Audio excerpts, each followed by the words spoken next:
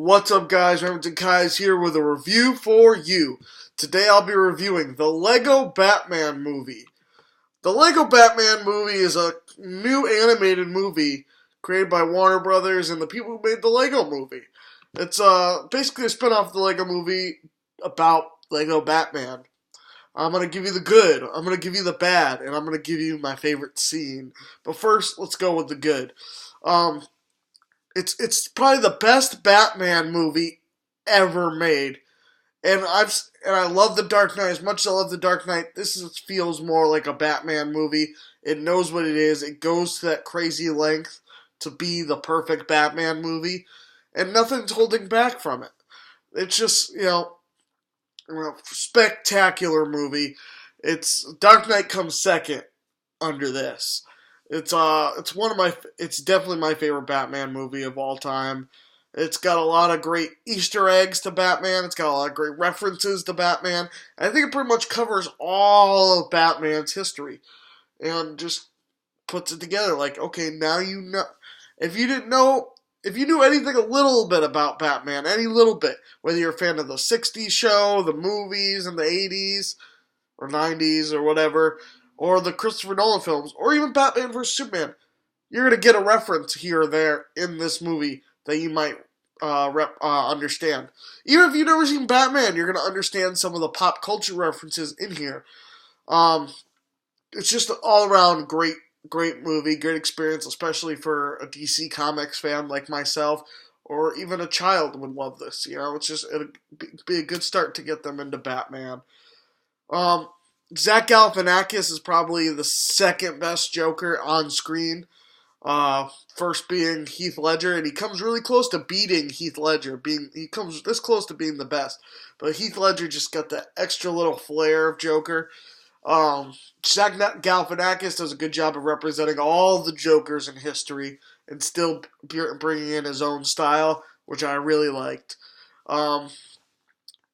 Will Arnett as Batman is pretty cool, and the movie is actually a really good character piece on Batman and why Batman is the way he is, why he works alone. It represents the character of Batman so well, and it's almost like a character piece, just focusing on his inner demons and stuff. Even with Joker saying, "I'm not your greatest enemy, you're your own greatest enemy," which is very much true if you know Batman. So it's a really great experience. It's better than anything DC's released recently with Batman in the last 10 years or so, because it focuses so much on the character, and it does such a good job at representing him that there's not really a lot to complain about. I'm going to go with the bad now. Let's get to the bad parts of this movie. I don't like how they try to shove almost like gay propaganda down your throat. Like at the end, like the whole movie is like Joker trying to, almost like opposite of him loving, he wants him to hate him so bad, but it's almost like they try to represent it as like a relationship thing. And I'm just not okay with bringing that kind of stuff into a kid's movie. Like, you don't need to really focus on that. You can focus on him being the bad guy. He wants to be, bad. Even at the end, they almost have like a kissing scene with Batman and the Joker.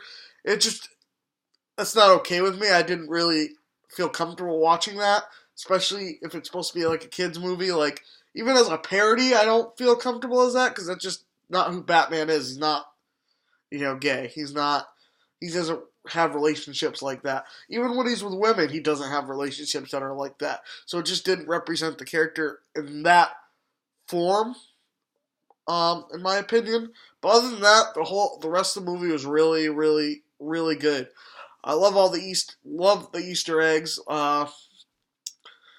Just everything about it. There's not really a lot I can complain about. I have a little minor spoiler, but that goes as a complaint.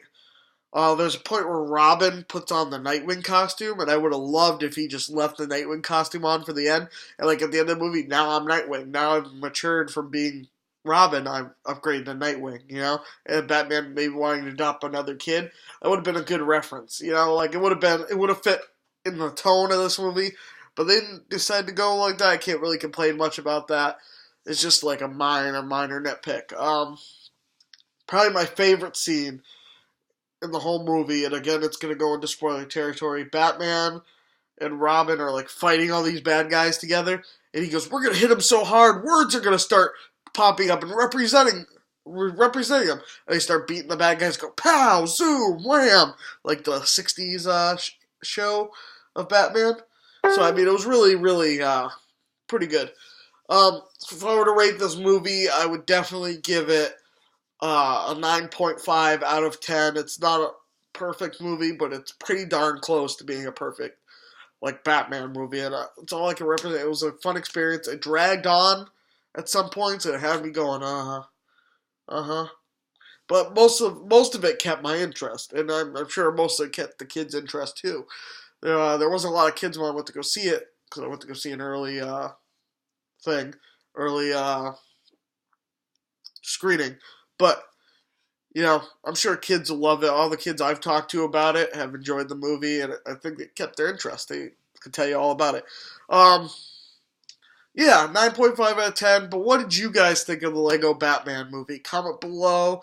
Let me know. We'll discuss it in the comments. And if you liked this video and want to see more, subscribe for more videos coming soon. I've been your host, Remington Keyes, and I'm signing out. Peace out, y'all.